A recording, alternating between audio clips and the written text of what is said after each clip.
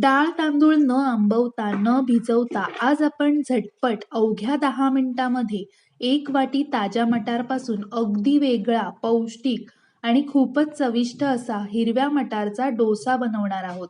हा डोसा बाहेरून कुरकुरीत आणि आतून मऊ लागतो. नाश्त्यासाठी, डब्यासाठी तसेच लहान मुलांसाठी ही रेसिपी एकदम परफेक्ट आहे.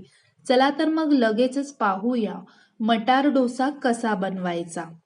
नमस्कार, मी प्रणीता. किचन विथ प्रणीतामध्ये तुम्हा सर्वांचं मनापासून खूप खूप स्वागत. सर्वात आधी इथे मी एक मिक्सरचं भांडं घेतलेलं आहे आणि त्यामध्ये घरातील एका वाटीचा वापर करून 1 वाटी इतका मध्यम जाडीचा रवा घेतलेला आहे. आता हा रवा आपल्याला मिक्सरला बारीक असा वाटून घ्यायचा आहे. इथे तुमच्याकडे बारीक रवा असेल तर तो तुम्ही मिक्सरला न वाटता घेऊ शकता. रव्यामुळे डोशाला छान कुरकुरीतपणा येतो. इथे मी रवा मिक्सरला बारीक असा वाटून घेतलेला आहे. आता यामध्ये आपल्याला 1 चमचा इतकं जिरं घालायचं आहे. सोबतच मूठभर कोथिंबीर घालणार आहे.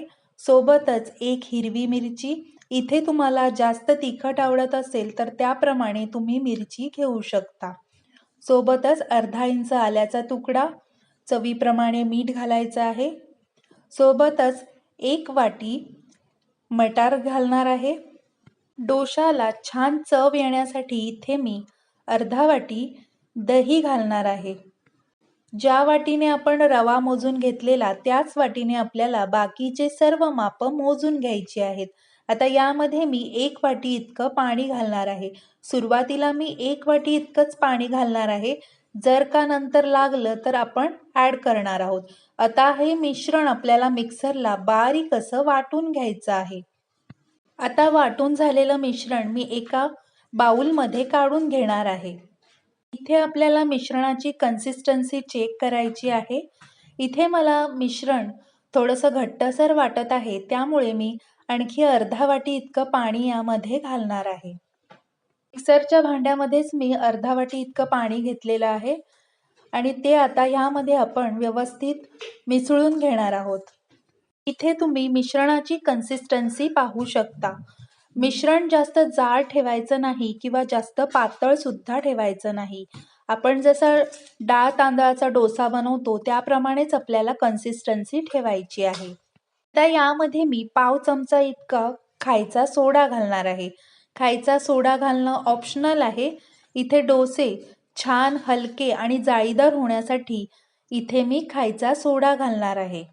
आता पुन्हा एखाद मिनिट आपल्याला हे मिश्रण व्यवस्थित फेटून घ्यायचं आहे. इथे आपलं डोशाचं बॅटर बनवून तयार आहे. आता लगेच आपण डोसा बनवायला घेऊया. त्याकरिता मी गॅसवर तवा हलकासा गरम करून घेतलेला आहे. आता यावरती आपल्याला तेल लावून घ्यायचं आहे. आता इथे तेल का लावायचं आहे तर डोशाचं जे बॅटर आहे ते तव्याला चिकटू नये याकरिता इथे मी तेल लावून घेणार आहे. आता 2 ते 3 पळी बॅटर तव्याच्या मध्यभागी घालायचं आहे आणि मधून अशी पळी ठेवून हलक्या हाताने जितका पातळ आणि मोठा डोसा पसरवता येईल तितका बनवून घ्यायचा आहे. डोसा एकदा पसरवून झाला की लगेचच मिश्रण वरचं कोरडं होऊ लागतं. असं मिश्रण कोरडं झालं की लगेच मी यावर साजूक तूप लावून घेणार आहे. तुमच्या आवडीनुसार तेल किंवा बटर सुद्धा तुम्ही लावू शकता. पुढच्या 2 मिनिटातच डोशाच्या कडा छान अशा सुटल्या गेल्या आहेत आणि रंग सुद्धा छान आला आहे. इथे आपला पहिला मटार डोसा बनवून तयार आहे. आवाजावरून लक्षात आलं असेल की डोसा छान कुरकुरीत तयार झालेला आहे. आता मी तुम्हाला दुसरा डोसा बनवून दाखवते. सुरुवातीला आपण जेव्हा डोशाचं बॅटर तव्यावर पसरवतो त्यावेळेस गॅसची आच लहान ठेवायची आहे आणि एकदा का डोसा तव्यावर पसरवून झाला की लगेच आपल्याला गॅसची आच मोठी करायची आहे. नेहमी डोसा बनवताना सुरुवातीला तव्याचं तापमान हे कमी असणं गरजेचं आहे. इथे आपला दुसरा मटार डोसा सुद्धा बनवून तयार आहे.